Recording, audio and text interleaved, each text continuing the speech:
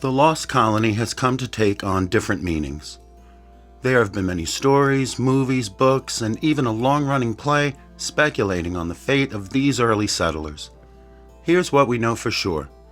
John White, under the command of Sir Walter Raleigh, sailed 117 men, women, and children across the Atlantic and landed on Roanoke Island. A few months later, Virginia Dare is born as the first child of English parents. Shortly after that, White departs with the intention of returning with more supplies and people to sustain the colony. The Anglo-Spanish War delays his return, and 3 years later, he returns to find nothing more but the word Croatoan scrawled on a wood post and C-R-O scrawled into a live oak. What does it mean? Croatoan is modern-day Hatteras Island. Not a single one of the 117 men, women, and children were ever accounted for again, including Virginia Dare. What really happened has been up for debate between historians, scholars, hobbyists, and even those looking to capitalize on the sensation of a good myth. This is Scott Dawson. He's the founder of the Croatoan Archaeological Society, and he's devoted his life to researching the Croatoan tribe and the lost colony. For me, every little piece of native pottery that we get is precious. Just the tube that she found is precious. Even though I know that that pottery has nothing to do with the lost colony, it's still part of this island's history. And these people are gone, and they're not coming back. The people that made that pottery will never be here again. So you're never gonna get any more of it. That's why all of it is kind of sacred. We're on a salvage mission. When we're doing this archaeology, it's very, very apparent in my mind that it won't be here forever. Dr. Mark Horton is a historical archaeologist from the University of Bristol, and he has spent the last several years digging and uncovering artifacts related to the lost colony. They have uncovered some new information. Okay, so when John White actually came here in 1590, he left a instruction to the colonists that if they moved to another place, they should leave a message carved on a tree with the initials or the name of where they had gone to. And when he came to the Roanoke colony, he found carved in two places, both on the palisade of the fort, but also on a oak tree, probably a water or live oak tree, the initials C-R-O.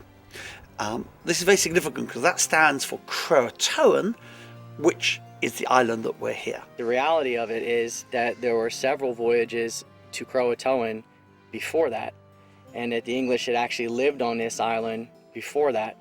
And so when they were coming to Croatoan, they were actually coming back to Croatoan, not going to this random place. It's a tribe that they had had a relationship with and a thriving trade and ally for years. And he also left a very specific instruction that underneath the CRO, if there was a cross, then they'd left under duress, but if there was no cross, then they would have left under their own, as it were, decision. So, isn't it obvious that the colonists returned to Croatoan, just like they had written?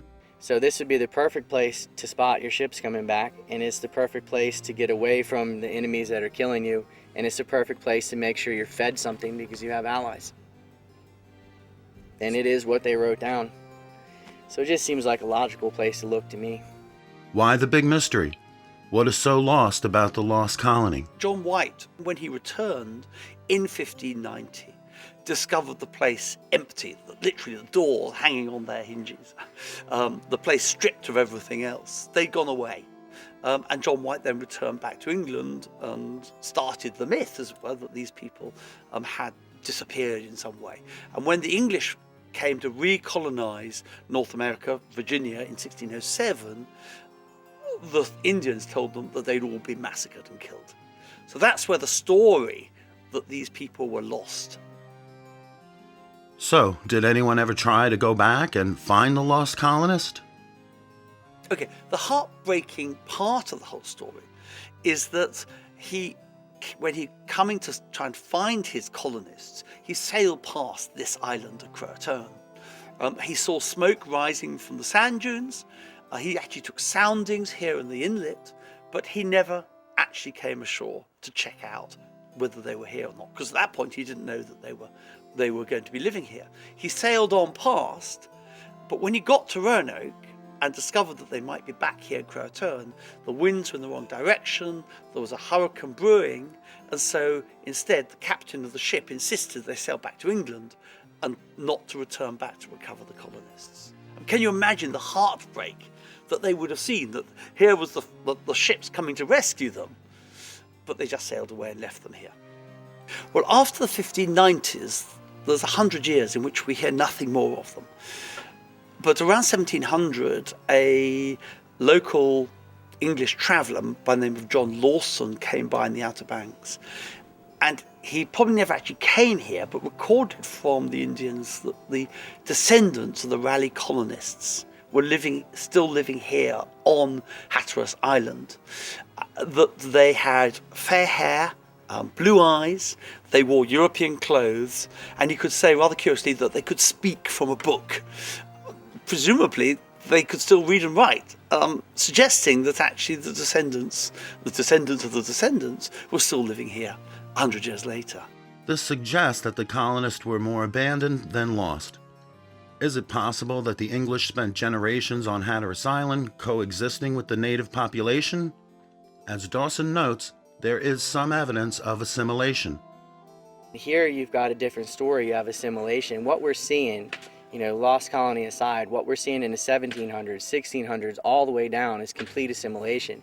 You have Europeans and Native Americans living side by side on an island in harmony for centuries. And that's not found anywhere else in America. It's a shining example of what could have been. Despite all the recent research and interest in the lost colony, there are still more questions than answers.